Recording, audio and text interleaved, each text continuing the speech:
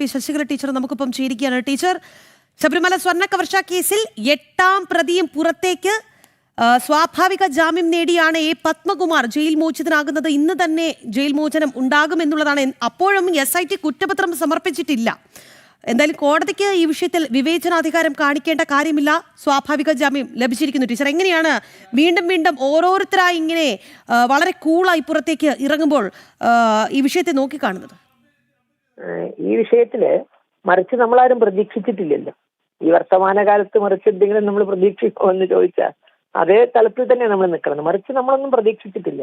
1950-കളിൽ ശബരിമല ക്ഷേത്രം കത്തിച്ചത് അന്വേഷിച്ച് അന്വേഷണ കമ്മീഷൻ റിപ്പോർട്ട് ഇന്ന് മലമാറിൽ പൊടി പിടിച്ചിരിക്കുകയാണ്. ഒന്നും സംഭവിച്ചിട്ടില്ല.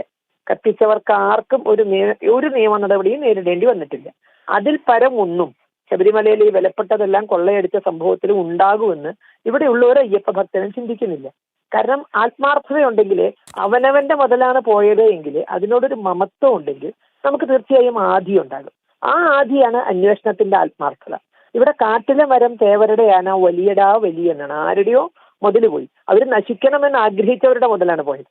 അവർ ഏത് വിശ്വാസത്തെയാണോ തകർക്കണമെന്ന് ആഗ്രഹിച്ചത്, ഏത് ക്ഷേത്രമാണോ നശിക്കണമെന്ന് ആഗ്രഹിച്ചത്, അപ്പൊ അതിന്റെ കൂടി ഒരു പൂർത്തീകരണത്തിലാണ് ഈ കൊള്ള ആസൂത്രണം ചെയ്തിരിക്കുന്നത്. കേവലം സമ്പത്തുണ്ടാക്കുക എന്ന ലക്ഷ്യം മാത്രമല്ല, വിശ്വാസത്തെ തകർക്കുക, ക്ഷേത്രം തകർക്കുക എന്ന ഉദ്ദേശത്തോടെ കൊള്ള ആസൂത്രണം ചെയ്യുന്നു. ആസൂത്രണം ചെയ്തവർ തന്നെ, കത്തവർ തന്നെ അന്വേഷിക്കുന്നു. അപ്പൊ ഇതിൽ പരം എന്താ സംഭവിക്കുക? അപ്പൊ ശരിക്കും ഒരു പരേഡ് അങ്ങോട്ട് കയറി അതേപോലെ തിരിച്ചു വരുന്നു. ഏത് ക്രമത്തിലാണോ ജയിലിലേക്ക് അങ്ങോട്ട് പോയത് അതേ ക്രമത്തിൽ 90 ദിവസം പൂർത്തിയായിട്ട് 1 by 1 ആയി ഓരോരുത്തരായി പുറത്തിറങ്ങുന്നു. അപ്പൊ ഇത് അന്വേഷണത്തിൽ ആത്മാർത്ഥത ഉണ്ടെങ്കിൽ ഇത് നടക്കില്ല. കാരണം കുറ്റപത്രം ഇത്രയും ദിവസം അന്വേഷിച്ചിട്ട് കുറ്റപത്രം സമർപ്പിക്കാൻ സാധിച്ചില്ല എന്ന് പറഞ്ഞാൽ എന്താണ് ഇവർ അന്വേഷിച്ചത്? ഇപ്പോഴും എന്തെങ്കിലും ഐഡിയ ഉണ്ടോ? എന്താണ് പോയത്? ശബരിമലയിൽ എന്താണ് നമുക്ക് യഥാർത്ഥത്തിൽ നഷ്ടപ്പെട്ടത്? എങ്ങട്ടാ പോയത്? എത്ര മുതലാണ് പോയത്? അല്ലെ, ആരാ കൊണ്ടുപോയത്? തൊണ്ടി മുതൽ എവിടെ? ഇതറിയാത്ത എന്തന്വേഷണം എന്നായി പറയണത്? വെറുതെ പത്രമാധ്യമങ്ങൾക്ക് വാർത്ത ഉണ്ടാക്കാൻ വേണ്ടി മാത്രമുള്ള അന്വേഷണമോ? അപ്പൊ അന്വേഷണം ഒട്ടും നീതിയുക്തമല്ല, ആത്മാർത്ഥത ഒട്ടുമില്ലാതെ വെറും ചടങ്ങായി, കാട്ടിക്കൂട്ടലായി, കോടതിയുടെ മുന്നിൽ ഒരുതരം അഭിനയമായി മാത്രം ഈ അന്വേഷണം മാറി. തെരഞ്ഞെടുപ്പ് വരെ ഇനി ഇങ്ങനെ പോകും, സംശയമൊന്നുമില്ല കാര്യത്തിൽ. തെരഞ്ഞെടുപ്പ് കഴിഞ്ഞാൽ ഇതിനെപ്പറ്റി ചർച്ചയും ഉണ്ടാവില്ല. അപ്പോ ശബരിമല എന്നല്ല, എല്ലാ ക്ഷേത്രവുമായി ബന്ധപ്പെട്ട് ഇത് തന്നെയാണ് അവസ്ഥ. തൃപ്രയാർ ക്ഷേത്രത്തിലെ തിടമ്പടക്കം മോഷണം പോയിട്ട് 17 വർഷമായി. ഇതുവരെ അതിനെപ്പറ്റി അങ്ങനെ ഒരു സംഭവം പോലും നമ്മളാരും ചർച്ച ചെയ്യുന്നില്ലല്ലോ. ഭഗവാന്റെ തിടമ്പാണ് പോയത്.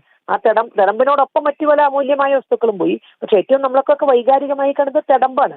ആ തിടമ്പ് പോയിട്ട് 17 വർഷമായിട്ട് എവിടെയെങ്കിലും ഒരു ചർച്ചയിൽ നമ്മളത് കേട്ടിട്ടുണ്ടോ?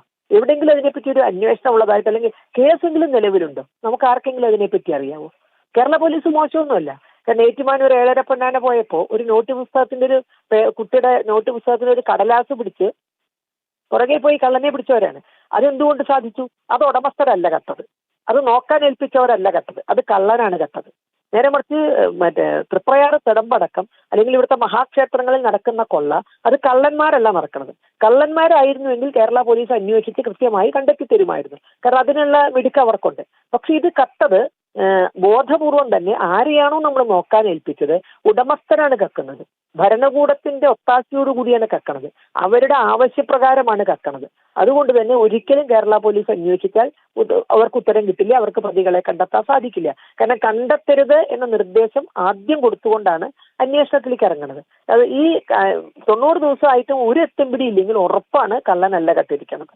കള്ളൻ കട്ട എല്ലാ മുതലും കേരള പോലീസ് കൃത്യമായി അന്വേഷിച്ച് കണ്ടുപിടിച്ച് കള്ളനെയും തൊണ്ടി മുതലും നമുക്ക് എത്തിച്ചു തരും. പക്ഷെ ഇത് കള്ളനല്ലാത്തത് കൊണ്ട് തന്നെ നമുക്ക് ഒരു പ്രതീക്ഷയില്ല. ശബരിമല തീവെപ്പ് കേസിന്റെ അതേ ദുരനുഭവമാണ് ശബരിമല കൊള്ളയ്ക്കും വരാൻ പോകുന്നത്. എന്തായാലും ടീച്ചർ, ഈ എ പത്മകുമാർ അകത്തേക്ക് എങ്ങനെ പോയോ അതുപോലെ അതേ രീതിയിൽ വളരെ കൂളായി തന്നെ പുറത്തേക്ക് ഇറങ്ങുമെന്നുള്ള കാര്യത്തിൽ പാർട്ടിക്ക് എന്തോ നല്ല ബോധ്യമുണ്ടായിരുന്നു. കാരണം അന്ന് MV Govindan, party secretary MV ഗോവിന്ദനോട് മാധ്യമപ്രവർത്തകർ ഈ എ പത്മകുമാറിനെ തള്ളി പറയുമോ എന്ന് ചോദിച്ചപ്പോൾ പറഞ്ഞ ആ ഉത്തരം, അതായത് കുറ്റപത്രം വരട്ടെ അല്ലെങ്കിൽ തള്ളിപ്പറയേണ്ട സാഹചര്യം ഉണ്ടാകട്ടെ എന്നുള്ളതാണ്. അതായത് അവർക്കറിയാം തള്ളിപ്പറയേണ്ട സാഹചര്യം വരില്ല എന്ന ആ ഒരു ഉറപ്പ് എന്തായാലും നമ്മുടെ സംസ്ഥാനം ഭരിക്കുന്ന പാർട്ടിക്ക് ഉണ്ട് എന്നുള്ളതാണ് നമുക്ക് ഈ ഒരു അവസരത്തിൽ തോന്നിപ്പോകുന്നത്. ഇരട്ടത്താപ്പ് നമ്മൾ അവിടെ ബോധ്യമായിട്ടുണ്ടല്ലോ. കാരണം പത്മകുമാറിനെതിരെ പാർട്ടി ഇപ്പോഴും നടപടിയെടുത്തിട്ടില്ല. അതിന് ഈ പറഞ്ഞ പോലെ തന്നെ അന്തിമ വിധി വരട്ടെ എന്നാണ് പറഞ്ഞത്. എന്നാൽ ഇതേപോലെയല്ല, സ്വാഭാവികമായ ജാമ്യമല്ല. തന്ത്രിക്ക് മേൽ കുറ്റം ആരോപിക്കാവുന്ന സാഹചര്യമില്ല, അതിനുള്ള തെളിവുകളൊന്നും കിട്ടിയിട്ടില്ല എന്ന് പറഞ്ഞുകൊണ്ട് ഹൈക്കോടതി ജാമ്യം കൊടുത്തതാണ് തന്ത്രിക്ക്. പക്ഷെ അപ്പോൾ ഇതേ പാർട്ടി ജനറൽ സെക്രട്ടറി എന്താ പറഞ്ഞത്? പത്മകുമാറിനാണെങ്കിൽ അന്തിമ വിധി സുപ്രീം കോടതിയുടെ പോലും വിധി വരുന്നവരെ ഒരു നടപടി എടുക്കില്ല. പക്ഷെ തന്ത്രി പെരുങ്കള്ളനാണ് എന്ന് ഒരല്പം പോലും മര്യാദയോ മാന്യതയോ പുലർത്താതെ CPM ജനറൽ സെക്രട്ടറി താൻ ഒരു ഉത്തരവാദിത്തപ്പെട്ട സ്ഥാനത്താണ് ഇരിക്കുന്നത് എന്ന് പോലും ഓർക്കാതെ തന്ത്രി പെരുങ്കള്ളനാണ് എന്ന് പറഞ്ഞു. പക്ഷെ പത്മകുമാർ കട്ടോ ഇല്ലയോ എന്ന് അവർക്ക് ഇപ്പോഴും അറിയില്ല. സ്വാഭാവികമായ ജാമ്യത്തിന് കോടതി നിവൃത്തികെട്ടിലാണ് ജാമ്യം കൊടുക്കുന്നത്. കാരണം ഇവര് കുറ്റപത്രം കൊടുത്തിരുന്നുവെങ്കിൽ ഒരിക്കലും ഇവർക്ക് ജാമ്യം കിട്ടില്ല. അപ്പൊ അത്തരം ഒരു സാഹചര്യത്തിൽ ഇറങ്ങിയപ്പോൾ പോലും പത്മകുമാറിനെതിരെ ഒരു യാതൊരു വിധത്തിലുള്ള പാർട്ടി നടപടി സ്വീകരിക്കുന്നില്ല. അടുത്ത തെരഞ്ഞെടുപ്പിൽ സ്ഥാനാർത്ഥിയായി കൊണ്ടുവരുമ്പോൾ നമുക്കറിയില്ല. കാരണം സ്വാഭാവികമായ ജാമ്യം കിട്ടി കളങ്കം ഗ്രഹണം കഴിഞ്ഞ ചന്ദ്രനെ പോലെ പൂർണ്ണ ശോഭയോടുകൂടി വന്നു എന്നൊക്കെ പറഞ്ഞ അടുത്ത തെരഞ്ഞെടുപ്പിൽ സ്ഥാനാർത്ഥിയാക്കിയാലും അത്ഭുതപ്പെടേണ്ട. ഇത് കേരളമാണ്, അതുകൊണ്ട് അതൊക്കെ പ്രതീക്ഷിക്കാം. ശരി, വളരെയധികം നന്ദി KP ശശികല ടീച്ചർ ഈ അവസരത്തിൽ നമ്മളോട് പ്രതികരിച്ചതിന്.